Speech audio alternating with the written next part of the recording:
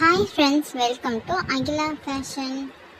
இன்றைக்கி நம்ம என்ன பார்க்க போகிறோம் அப்படின்னா, ஒரு குட்டி ஸ்டோரி தான் பார்க்க போகிறோம். வாங்க பார்க்கலாம். அந்த கோடை விடுமுறை என் வாழ்க்கையின் மறக்க முடியாத பொற்காலம். நகரத்தின் நெரிசல்கள் ஏதுமின்றி என் பாட்டியின் கிராமத்தில் நான் கழித்த ஒவ்வொரு நாளும் ஒரு கவிதை போல் இருந்தது. என் பாட்டிக்கு ஆடு மாடு என்றால் உயிர். தினமும் மாலை அவற்றை மேய்க்க செல்லும் போது நானும் துள்ளி குதித்து பாட்டியுடன் கிளம்புவேன். அன்று வழக்கம் போல மாலை நேரத்தில் பச்சை புல்வெளியில் மாடு ஆடுகள் மேய்ந்தன.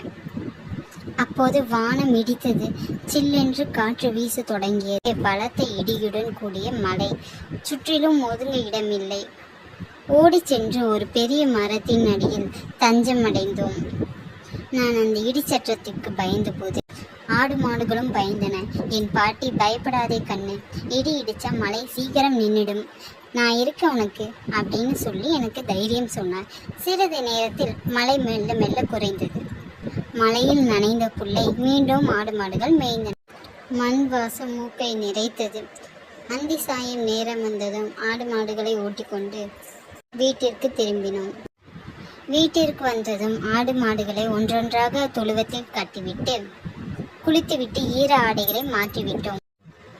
அதற்கு பின் ஒரு கறவை மாட்டில் பாலை கறந்து கன்று குட்டிக்கு கொடுத்து விட்டு நாங்களும் அதில் காஃபி போட்டு குடித்தோம். பூனை குட்டிக்கும் பால் ஊற்றி கொடுத்தோம். இரவு என் பாட்டி குழிப்பணியாரம் செய்து கொடுத்தார்.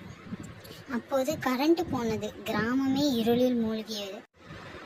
ஆனால் அந்த இருளை அகற்ற முழு நிலவு பிரகாசமாக தெரிந்தது. நானும் பாட்டியும் திண்ணையில் அமர்ந்து கொண்டு நிலா வெளிச்சத்தில் சாப்பிட்டு விட்டோம்.